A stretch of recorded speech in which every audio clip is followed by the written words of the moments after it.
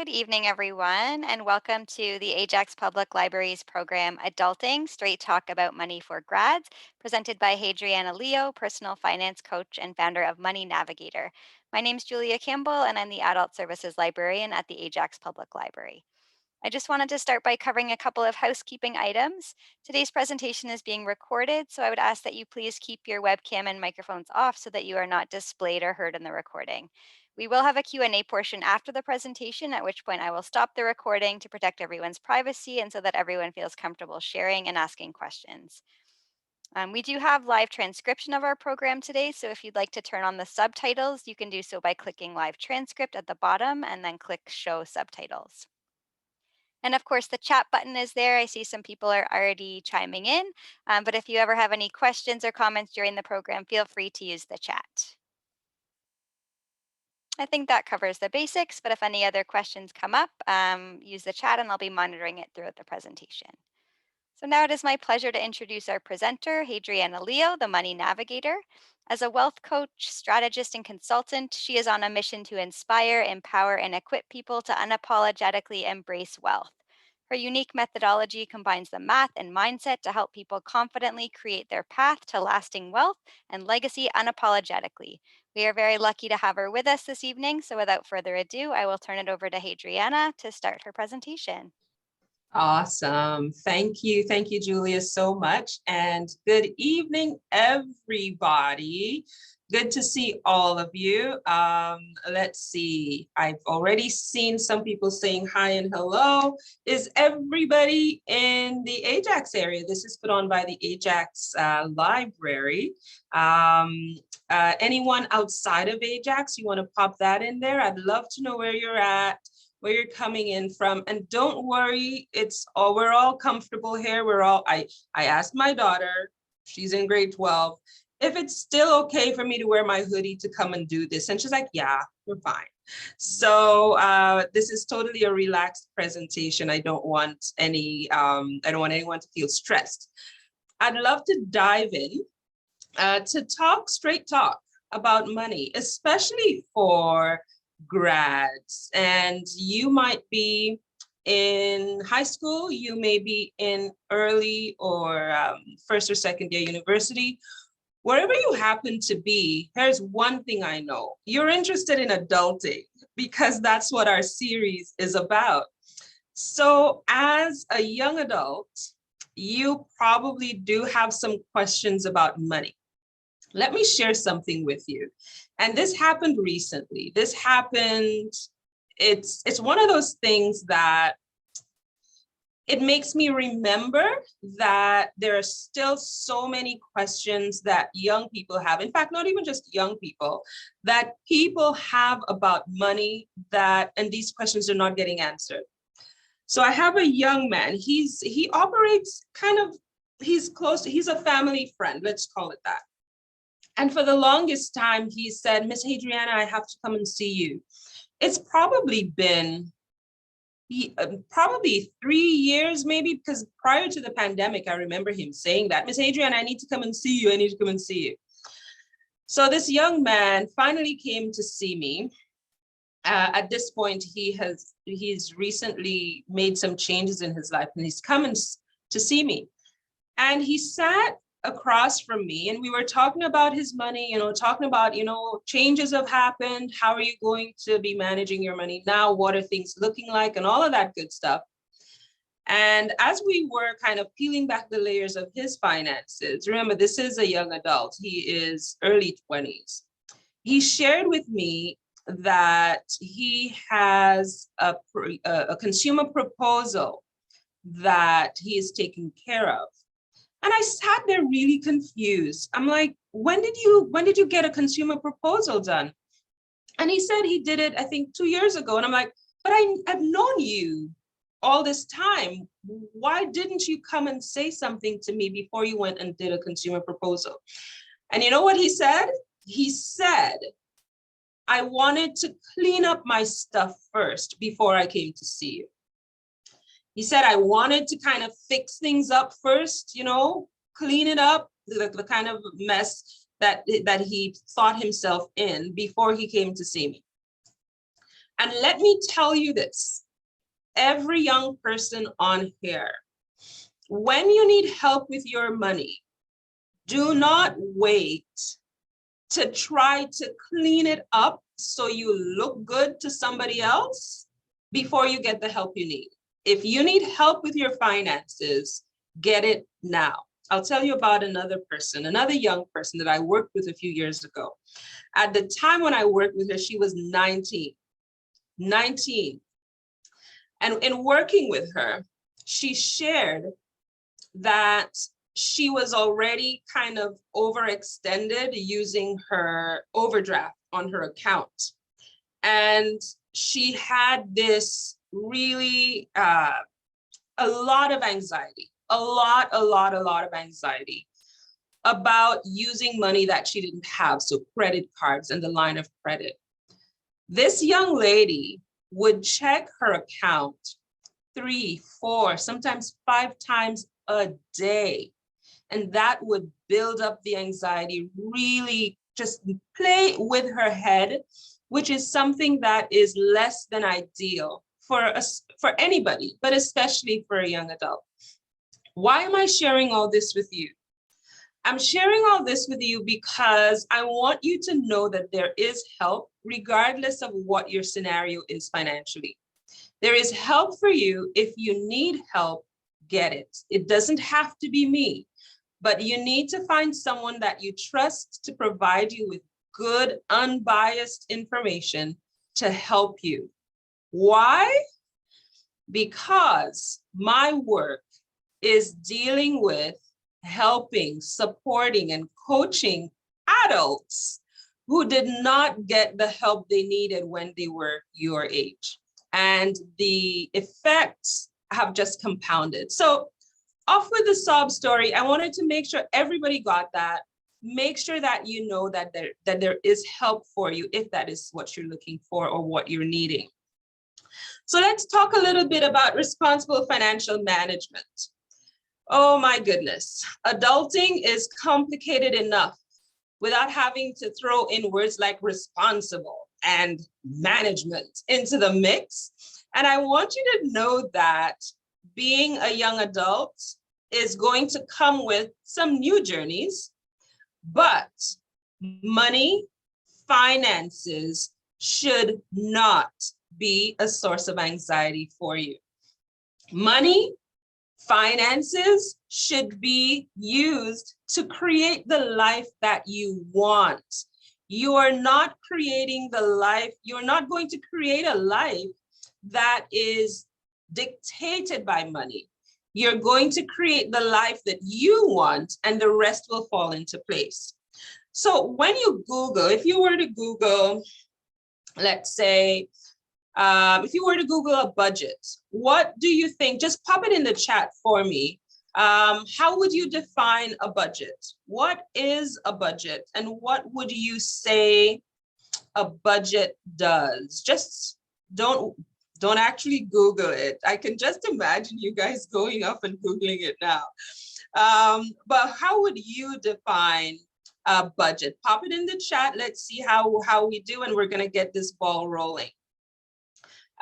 Who's going to be the first? Let me just tell you that it's most likely you will not be wrong. I'll throw that out there. So if you're thinking, oh, I'm going to say the wrong thing, don't worry about it. Chances are you're going to be very correct. So who's going to be the brave one? What do you think a budget is? A structured plan to organize finances. I like that. I'm not sure which of the pair this is, but whichever one it was, I like that. A structured plan to organize finances. Anyone else? What would you say, or how would you define a budget? What would that definition look like if you were to put it into your own words? Cost of needs, wants, and savings, a blueprint. I like that. So we're holding on to the idea of some sort of plan, some sort of guide for your finances, and that would be a budget. Here's the thing with that.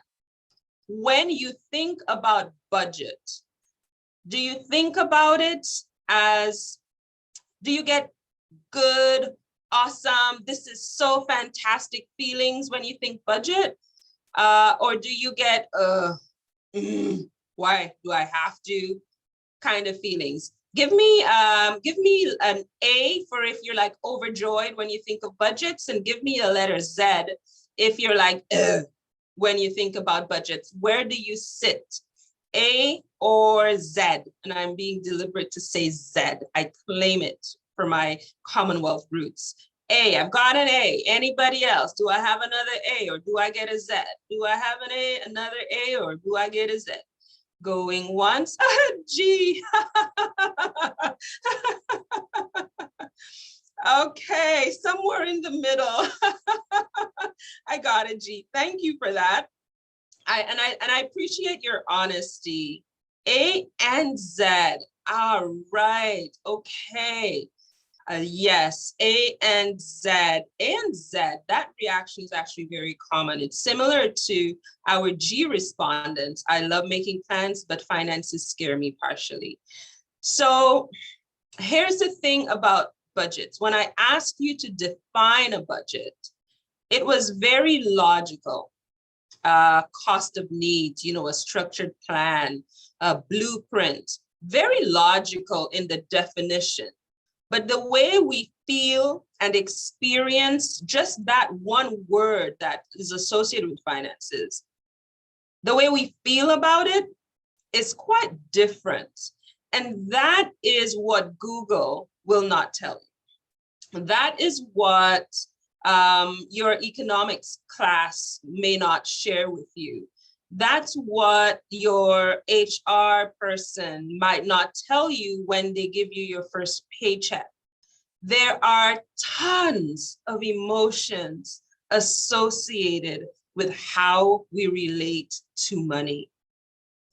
Tons and tons and tons of emotions related to how we deal with money, how we handle it, even our decision making when it comes to using money. So anytime I'm asked to speak with the young adults, I like to make sure that you appreciate, you acknowledge that there is the math side, there are the numbers, there are the additions and subtractions, the credits and the debits, the debt and all that, the I owe this and I get paid this, the expenses, the liabilities. There's all this very logical, mathematical 1+1 type experiences with finances.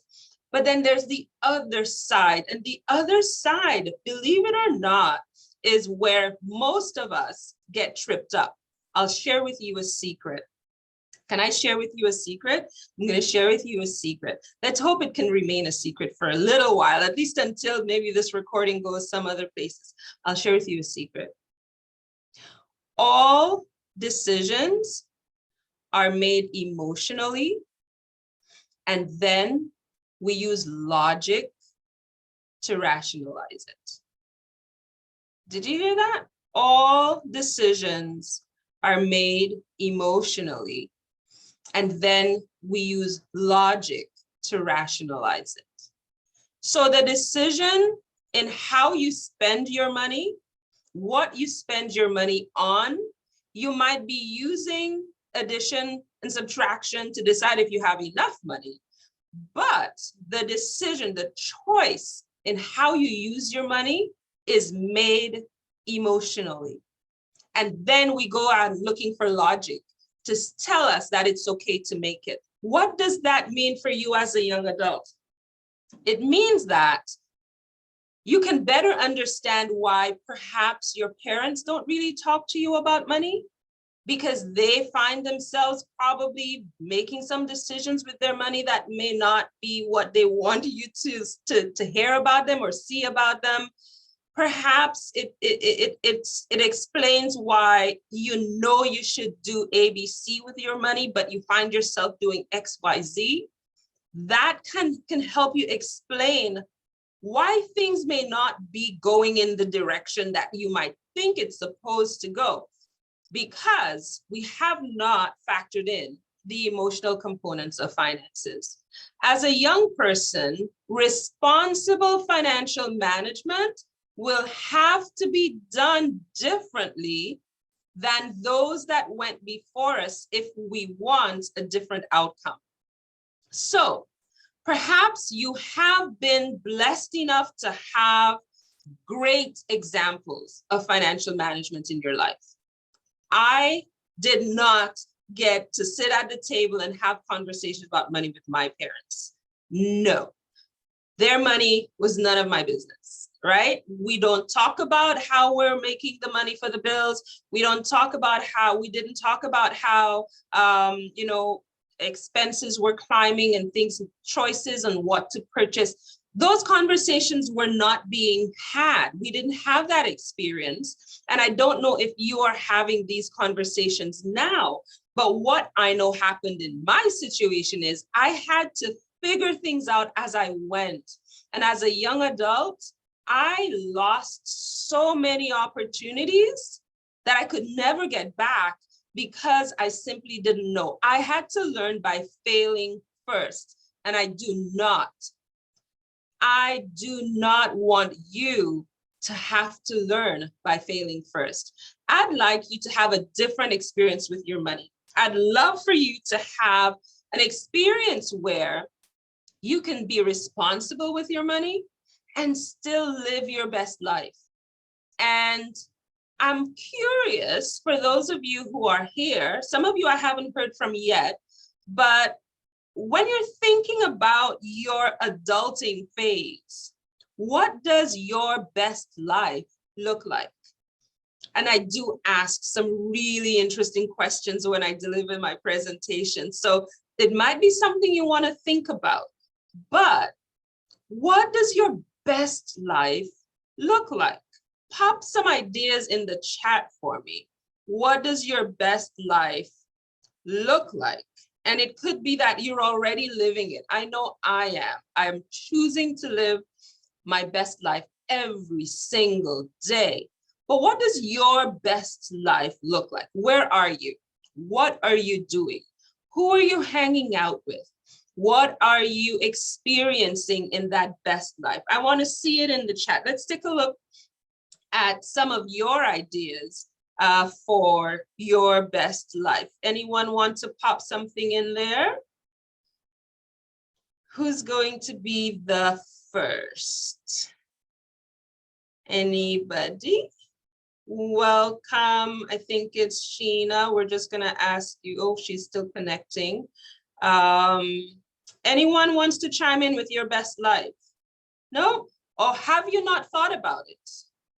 Maybe that's the question I should ask. Have you thought about what your best life would be? What would that look like? What would that experience be? Best life is when I have the freedom to choose, whether it's a vacation or splurging on a gift. I don't want to have to worry. Oh my goodness, yes.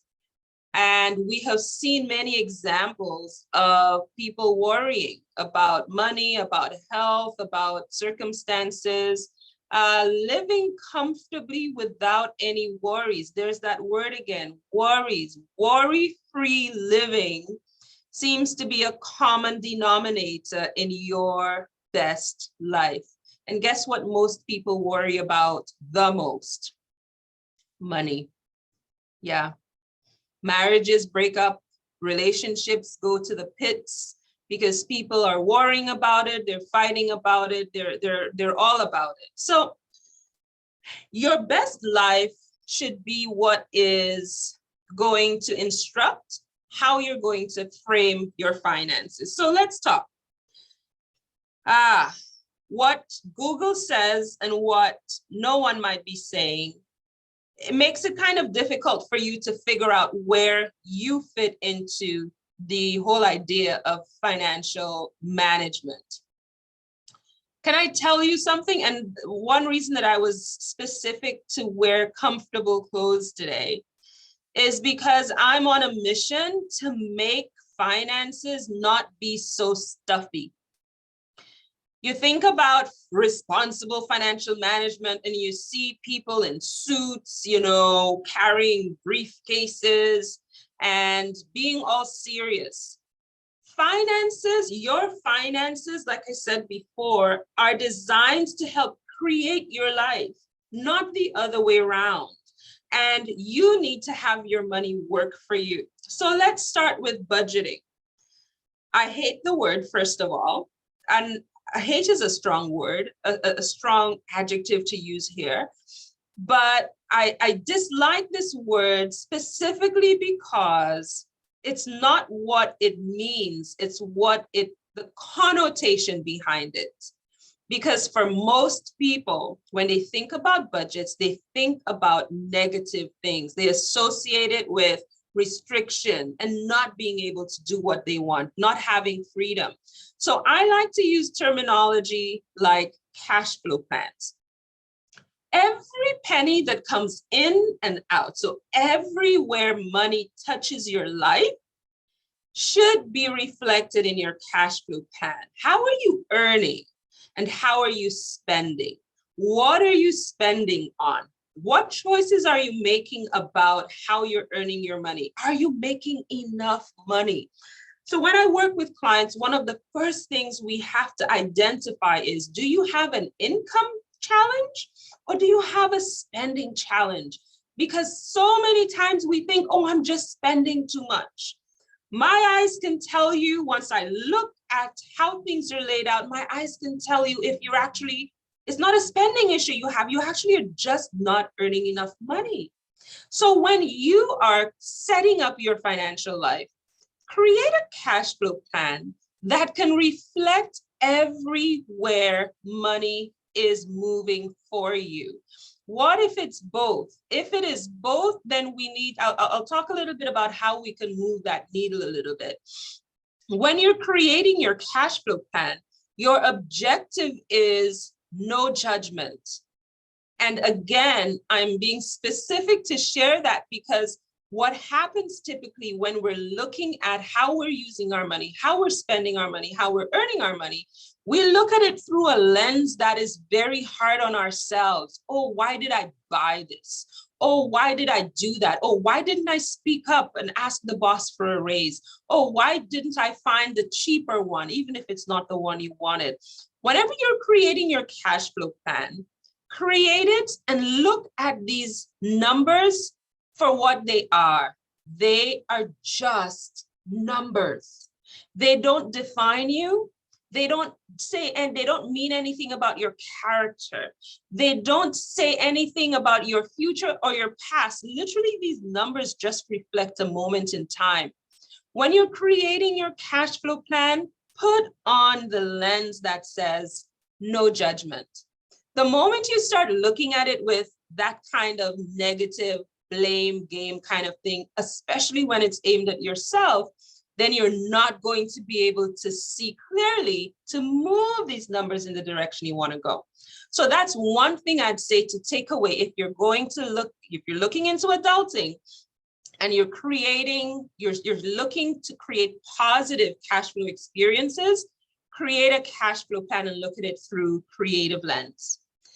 The next thing I'd love for you to do is to prioritize the things that are important to you. Now, it might not be important to you to pay your cell phone bills, but it may be important to you to stay connected to your friends. So how are you going to take care of that important thing to you? You're going to pay your cell phone bill because it's going to allow you to stay connected to your friends. What did I just do here? What I just did there was I reframed the whole idea of responsibility. Instead of looking at the cell phone bill as, oh, that thing that I need to pay, these people, they hound me and they bother me and they just wreck my life. Reframe that.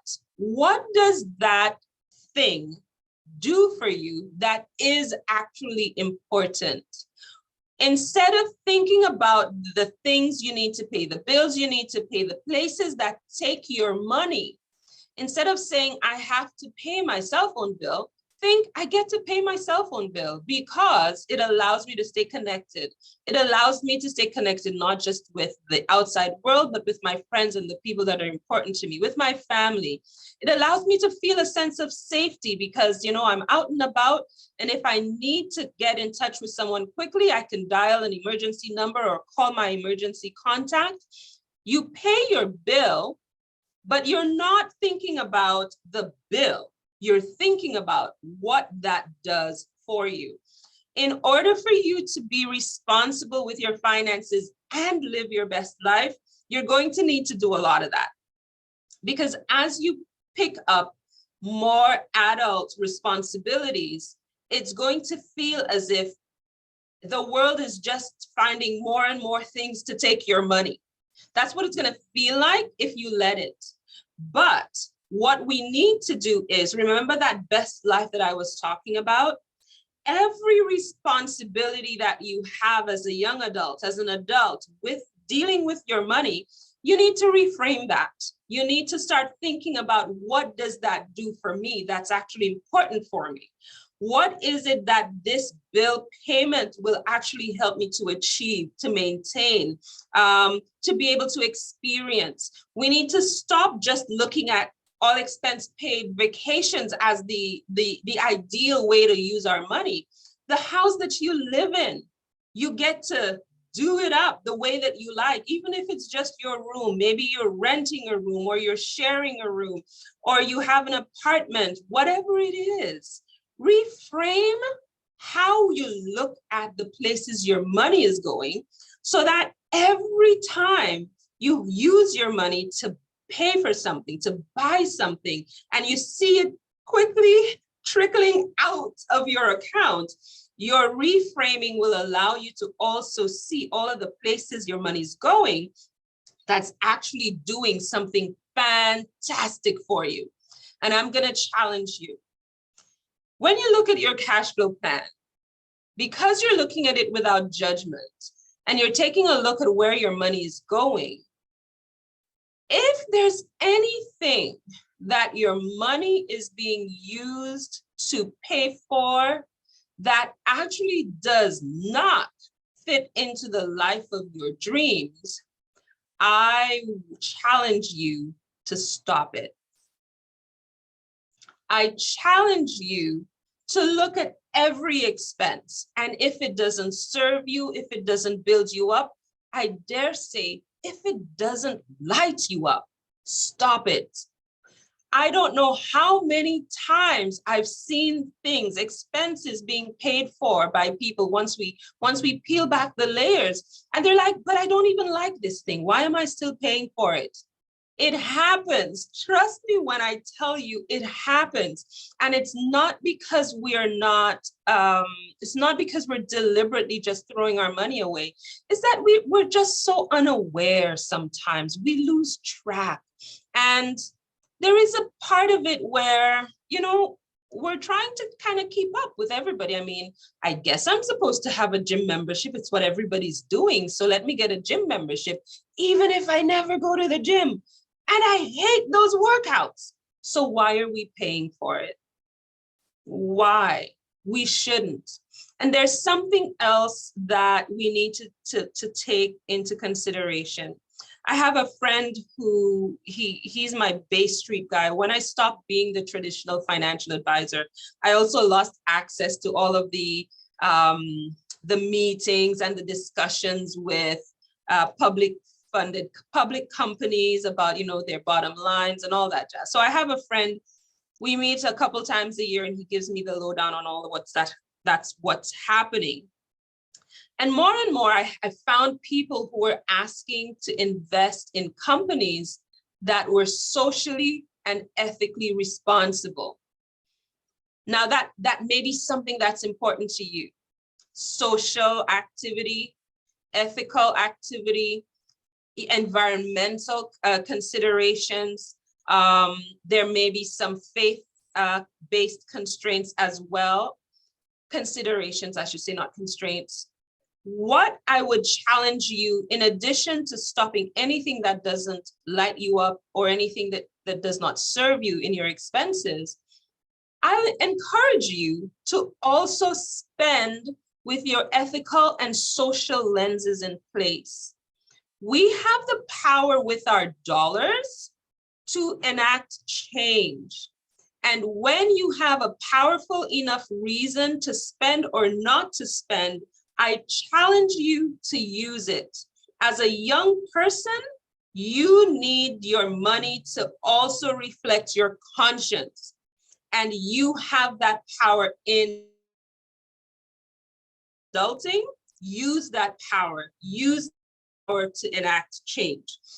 I'm going to get off of that because I get a little excited.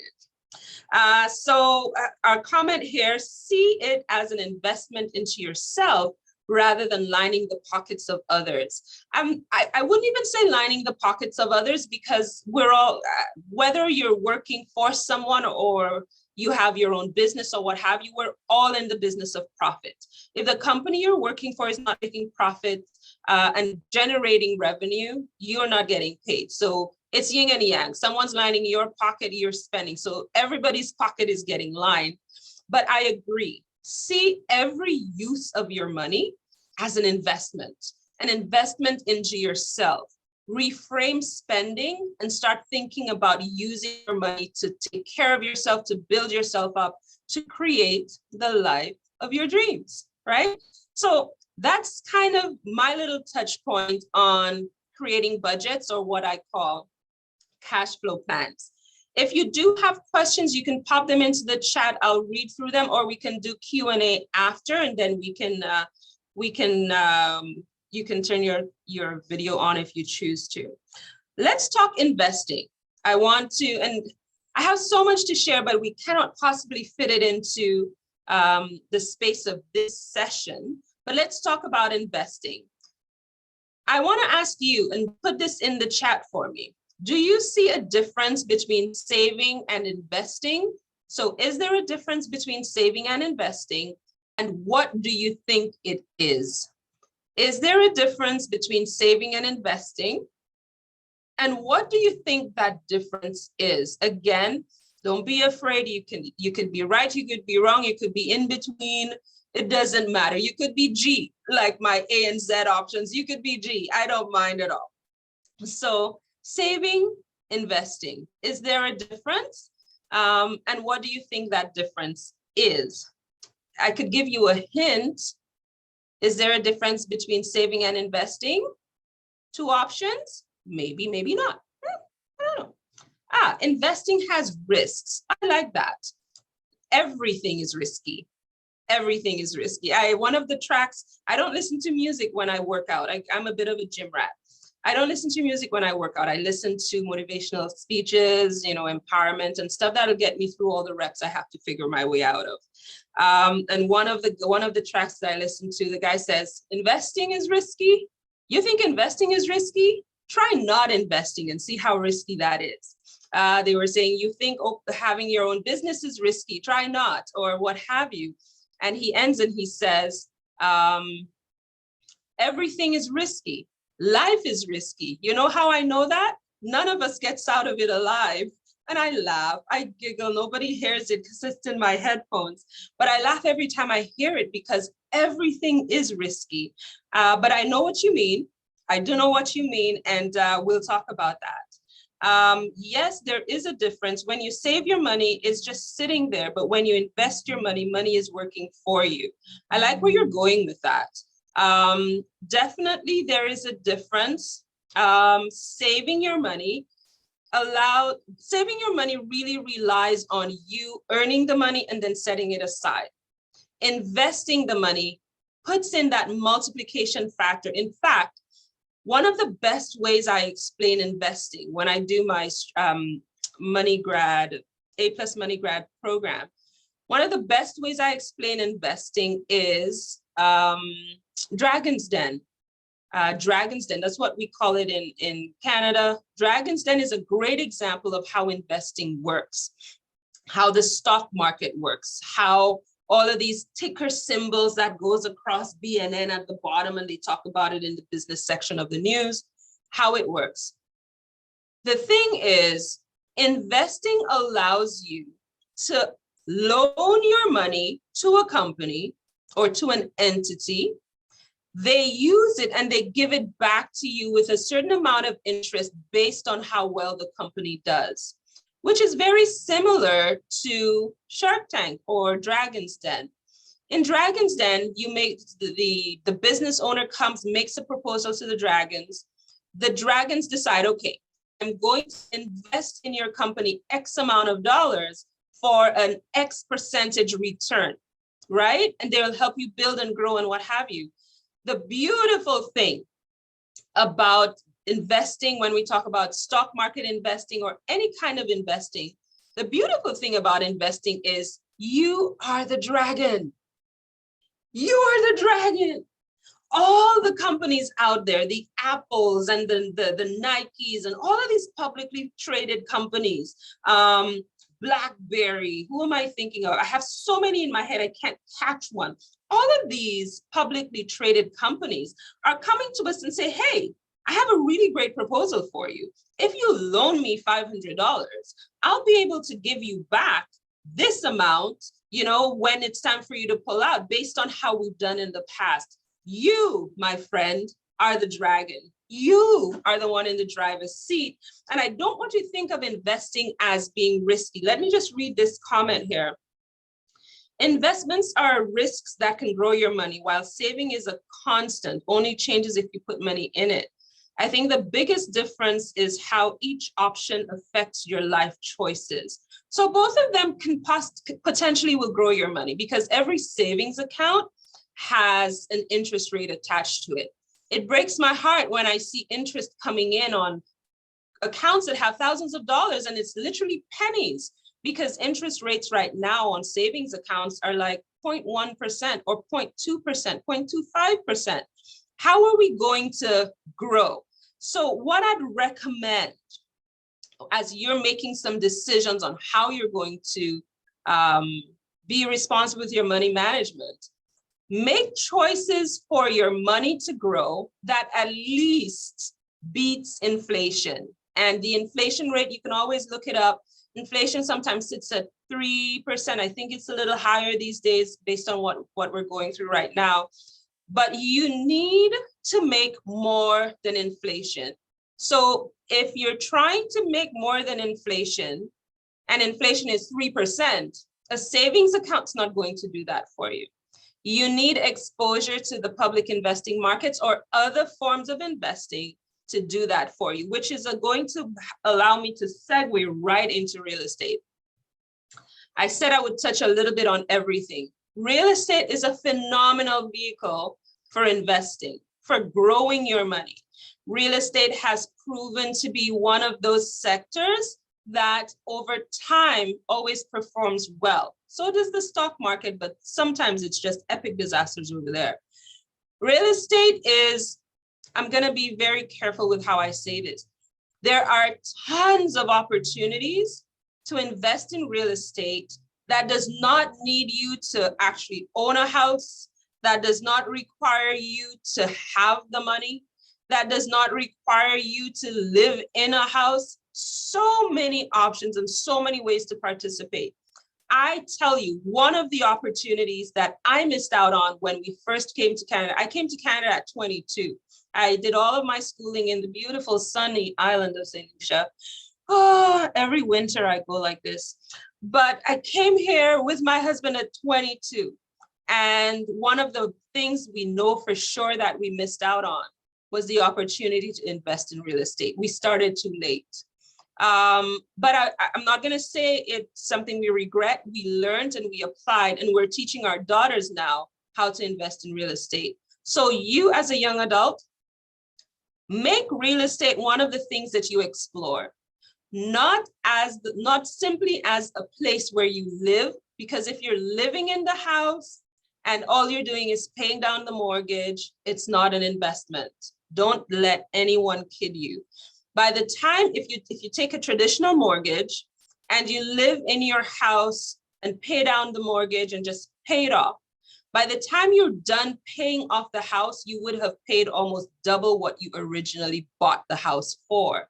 So if you're just living in the house, it is not an investment.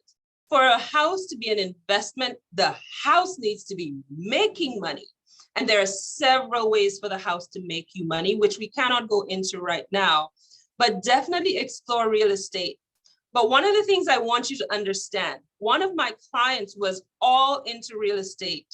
And when I worked with them about 4 years ago, the markets in Durham region were a mess. They had no choice but to sell their house, one of their investment properties, for well below what they could have gotten for it, and definitely not enough for what they wanted to do with it. Real estate should not be the only thing you have going. All of the real estate investors, they'll say, oh yeah, real estate is it, it's the way, it's the only way. Run, run, run, run.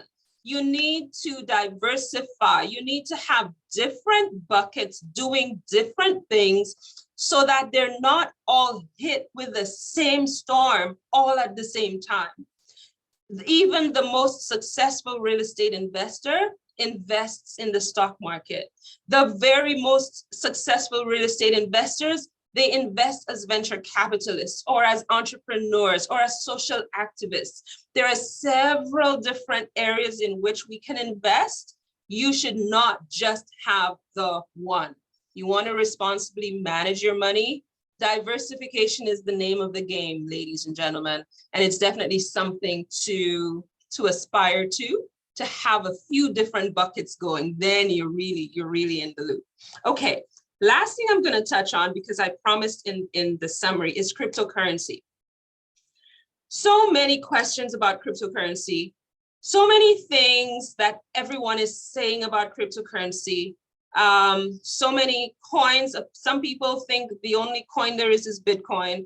Last time I checked, there were over 900 coins of cryptocurrency. There are 900 and there are more being created every day. I actually know somebody who created a coin. And it's pretty exciting. What do you need to know about cryptocurrency? Should you be afraid of cryptocurrency? No, nothing to be afraid of. Should you invest in cryptocurrency? I use the term invest loosely because cryptocurrency, let me say this. In my traditional financial advisory days, when we worked with clients, we had two buckets that we put their money in. We would call it one, the paycheck, and one was the play, P-L-A-Y, play check. The paycheck money was invested in the steady stuff, you know, the things that would grow, the things that didn't face too much volatility, that's too much high fluctuations in their performance. And, you know, steady Eddie, this is what we're banking on. This is safe. This is good. And then the paycheck money would be a small portion of the money that they're investing that they're willing to take some chances with. That portion would be, you know, I heard a little bit about this. Let's put a little bit of money into that. Cryptocurrency kind of falls into the paycheck space. The paycheck space is where, you know, money you can afford to lose is where you kind of hover in there.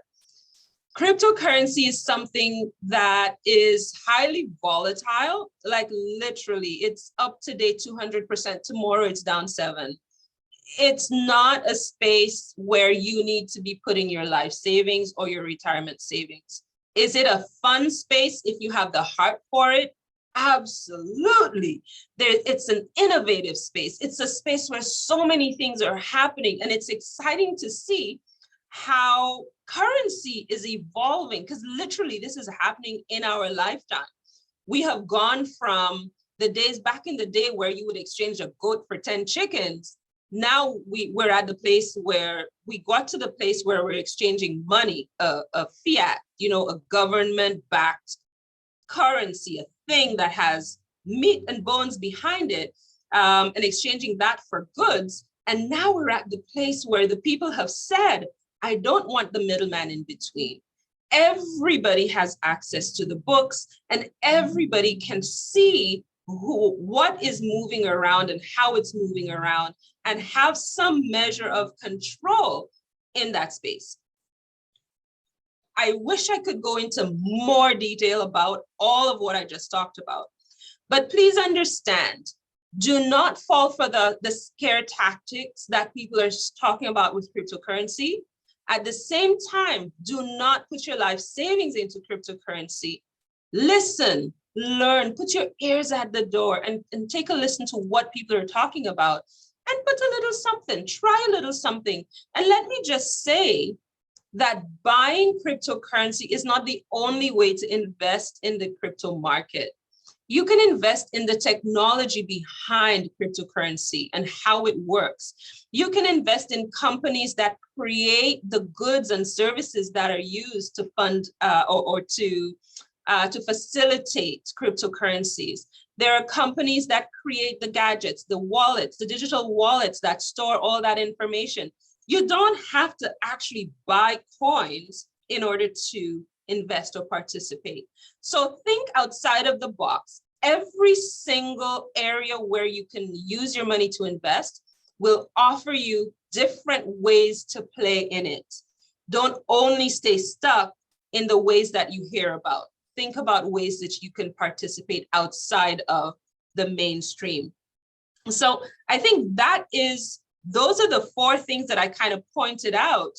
But I know that you may have some questions that I didn't get a chance to either to explain or express, or maybe you want me to explain something a little more, go into depth a little further. I'm happy to take your questions, but one thing I want to ensure that you take in today, money should not be the determinant of your life. Your life, the life that you choose and the life that you want to create is going to be the determinant of what money does for you. I want you to take a different approach. Take a different approach because you have the gift now to decide that you're going to use money as a tool. Money is not going to keep you awake at night. Money is not going to give you heartburn or heart attacks. And money is not going to be the thing that just messes up your relationships or gives you anxiety and stress. You can be responsible in managing your money and still live the life of your dreams. And it starts by you making that decision, making the deliberate choice on how you're going to use money, what money is going to do for you. So I'm going to wrap it up here, Julia, if that's okay. And we can take questions, if there are any, about anything to do with money, whether I touched on it or not. I'm happy to take any of the questions that you have. You can, once the recording is stopped, you can feel free to unmute yourself if you wish, or turn on your cameras. It's up to you at this point.